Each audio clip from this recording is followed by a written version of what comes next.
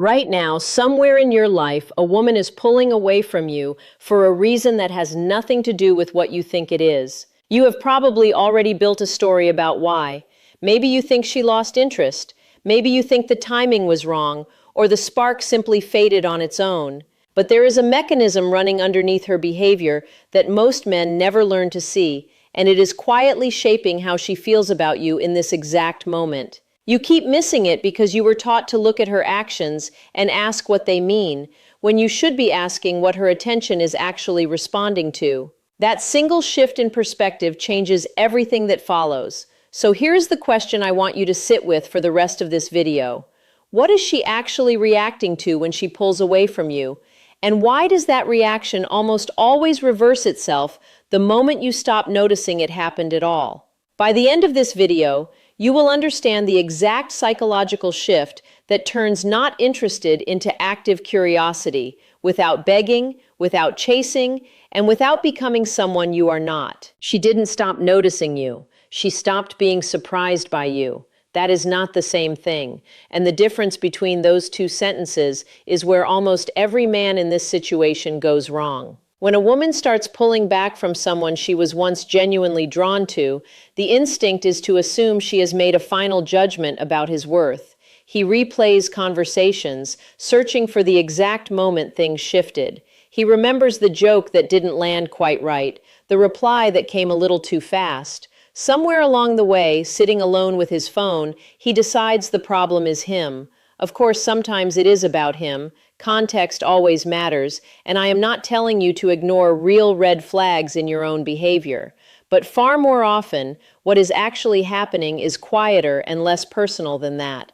Her mind is not rejecting you. It is reacting to the interaction becoming fully mapped out. The way a book stops being interesting once you already know exactly how every chapter ends. Think back to a conversation that once seemed ordinary, one where you walked away without realizing what had actually just happened. Maybe it was a night where every question got a full, immediate answer, where nothing was left hanging, where the whole evening felt pleasant and easy and complete. Somewhere inside that exchange, she already knew how you would respond and how the evening would end. Human attention, and this is true for men just as much as women, is drawn toward what is unresolved. It quietly turns away from what has already been fully explained. This is not a flaw in her character. It is simply how attention works at a biological level, wired long before either of you were born. And once you understand that, you stop taking it as a verdict on your value. You start seeing it as information you can actually use. Now, you might be thinking, doesn't this mean I should be unpredictable on purpose? Keep her guessing? That is not what this is. And the version of this that becomes manipulation is easy to fall into, and it rarely works for long. Women tend to feel manufactured distance eventually, even when they cannot name exactly why. What actually happens is something more honest than that. But to understand why predictability kills desire, you have to understand what her attention is actually built to respond to. There's a reason she remembers the man who didn't text back that night and forgets the one who always did. It isn't because unreliability is attractive on its own. Plenty of unreliable men are forgotten just as quickly, sometimes even resented. It's because her mind stored an open question that never got closed, and unresolved questions occupy space in memory in a way that answered ones simply do not. Psychologists refer to this as the Zeigarnik effect, the tendency for the human brain to hold on to incomplete experiences far longer than completed ones. In plain language, that means her mind is built to keep circling back to whatever has not been fully wrapped up, almost like a task left half-finished that keeps quietly pulling at her attention throughout the day. When every message is answered instantly, when every plan is confirmed the moment it is suggested, when every question about how you feel is answered out loud before she even has to wonder, there is nothing left unresolved for her attention to return to. This does not mean every instance of quick, warm communication is a mistake.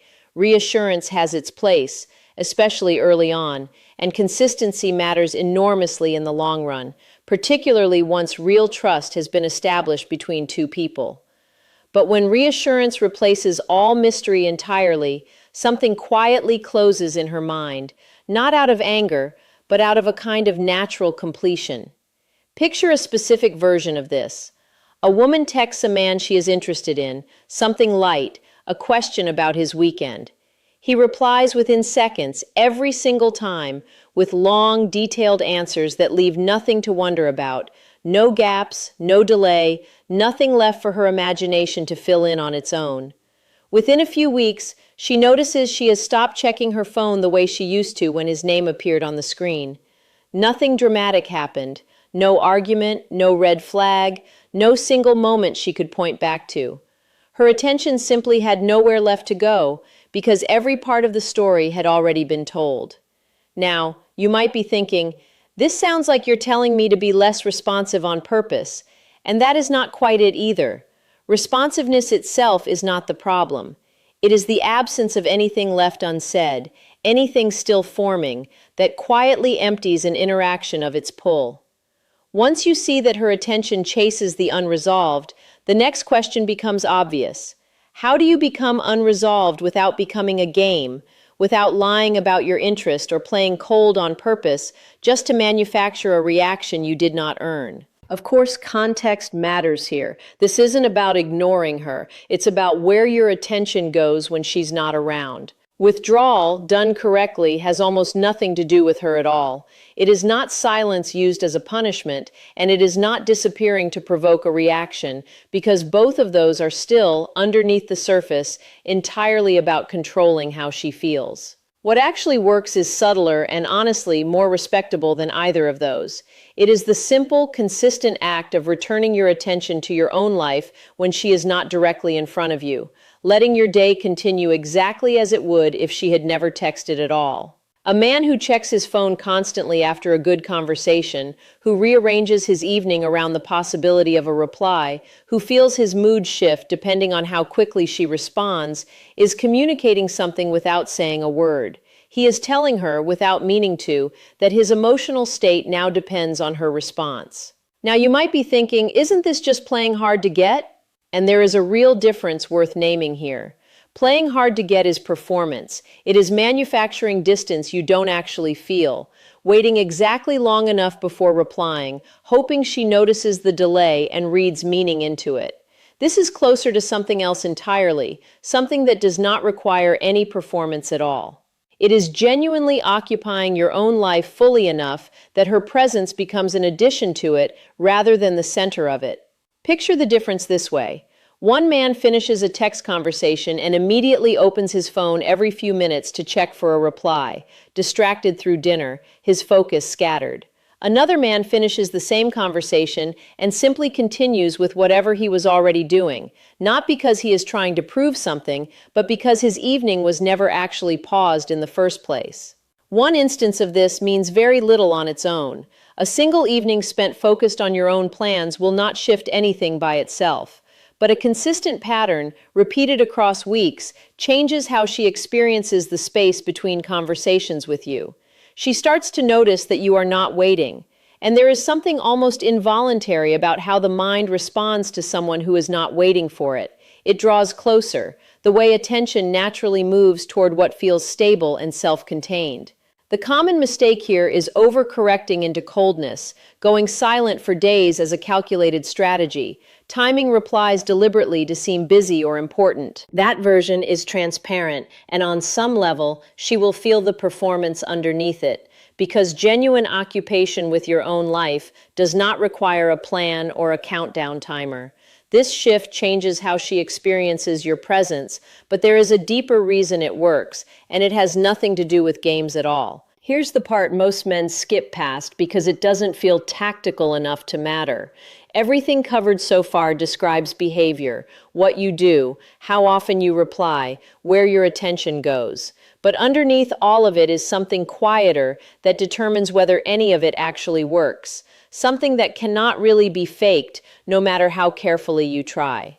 Researchers who study interpersonal attraction have repeatedly found that people are drawn toward others who appear to have a full, engaged life of their own, a pattern sometimes described loosely as the scarcity principle in social settings. In plain language, this means people want what appears genuinely occupied, not artificially withheld or manufactured for effect. A man who is pursuing a woman out of boredom or because she is currently the most interesting thing happening in his life is broadcasting that fact even when he says nothing about it directly. She can feel it in the pacing of his attention, in how quickly his mood shifts around her replies. Now picture a different man, one who has a project he actually cares about, a goal he is working toward for reasons that have nothing to do with impressing anyone, a routine that exists whether or not she texts back that afternoon. Maybe it's something as simple as training for something physically demanding, or working toward a specific goal at his job that has nothing to do with dating at all. This is not about performing a hobby to seem interesting on a profile. It is about actually having somewhere your energy goes that is not her. Of course, this does not mean you should manufacture a fake passion project overnight just to seem busy. She will sense the performance just as easily as she senses constant availability. What she responds to is something harder to fake, which is a man whose sense of purpose does not visibly depend on her attention. Picture two men interested in the same woman. One texts her the instant he thinks of her and clears his schedule the moment she becomes available. The other genuinely enjoys her company, but is also visibly and without effort in the middle of something he cares about. Neither man is pretending anything, but only one of them feels, to her, like someone worth wondering about, because his attention is not fully available on demand. This has very little to do with money, fitness, or career title, and everything to do with direction. A man moving towards something genuinely his own carries a kind of forward motion that is difficult to describe, but easy to sense across a table or through a screen. It shows up in whether his week seems to bend around her or simply continue with her woven naturally into it. None of this requires grand achievement. A modest, consistent pursuit of something meaningful reads the same way a large one does, because what she responds to is direction itself, not the size of the goal.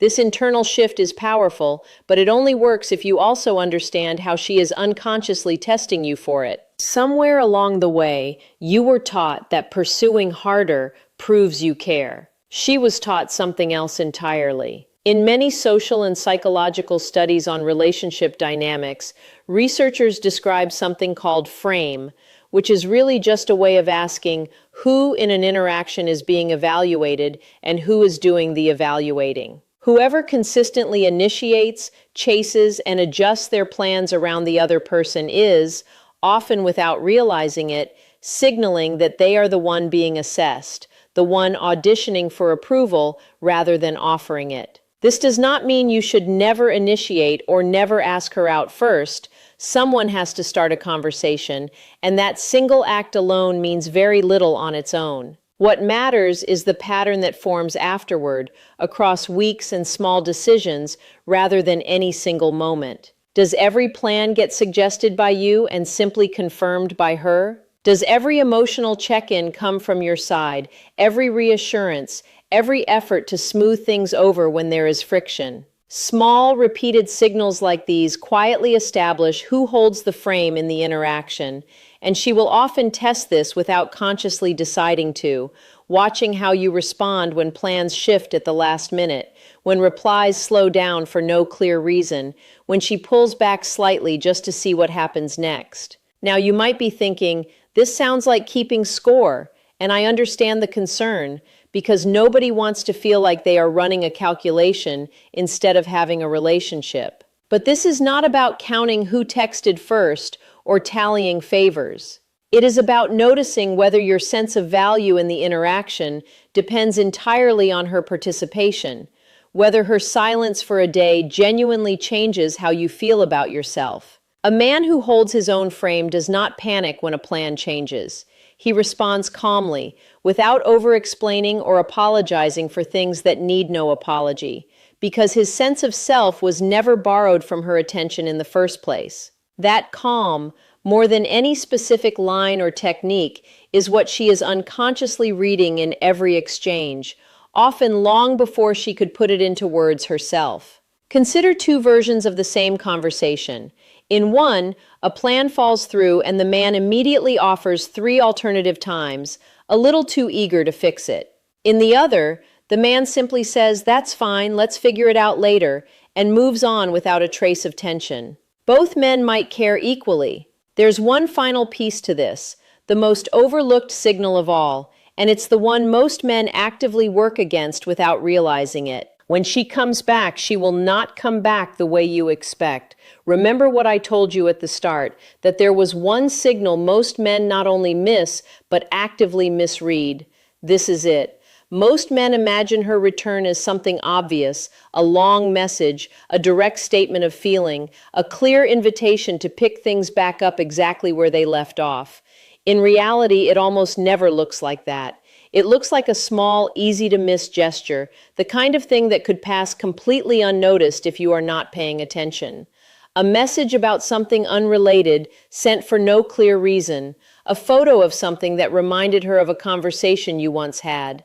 A question about your day that arrives days later than usual, phrased casually, as if no time had passed at all. A comment that references something you said weeks ago, proving she was thinking about it long after the conversation itself had ended, and she had every reason to forget it. These moments are quiet on purpose, whether she realizes that or not. Her mind is testing the water before she is willing to be direct about it, checking whether the space is still safe to step back into, and the common mistake most men make is responding to this small opening with sudden, visible excitement. He replies within seconds, brings up everything he has been holding back for weeks, asks where things stand, and in doing so, closes the very gap that brought her back in the first place. Of course, this does not mean you should ignore the message or wait deliberately before replying. That would simply repeat the same mistake from a different angle. The correct response is almost anticlimactic. Notice it. Acknowledge it warmly, without urgency, the way you would respond to any ordinary message from someone you enjoy talking to. Let the conversation stay light rather than immediately escalating it into something heavier than it needs to be right now. This is not about withholding affection out of strategy or making her work for your warmth. It is about protecting the space that made her curious enough to return at all, the same space that predictability had once quietly closed. And once you can read that moment correctly, everything else about this becomes almost effortless. So here is what all of this actually comes down to. Her pulling away was never really about your worth, and her interest was never something you could force by trying harder. It was always about where her attention had somewhere left to go, and whether you gave her a reason to keep wondering instead of a reason to feel fully certain far too early. That is the entire pattern underneath everything we covered today. Not tricks, not games, not a script to memorize, just the quiet difference between a man whose life depends on her response and a man whose life simply includes her as one meaningful part of it. You do not need to overanalyze every text, every pause, every small shift in her tone. You do not need to track her behavior like a puzzle to be solved. What you need is exactly what we walked through here, applied consistently and honestly, without turning any of it into a performance. Real ease, the kind that actually reads as attractive, comes from genuinely living this way rather than acting it out. I want to ask you something before you go. What's the one moment you noticed a woman pulling away right after things were going well? Comment it below and I will tell you what was really happening underneath it. I read every comment on this channel because these patterns show up differently in every situation, and the specific detail often changes what advice actually applies. If this helped you see something you had been missing, subscribing means you will not miss the next piece of this. In the next video, I will break down the single text message that kills attraction instantly, even from a man who is doing everything else right.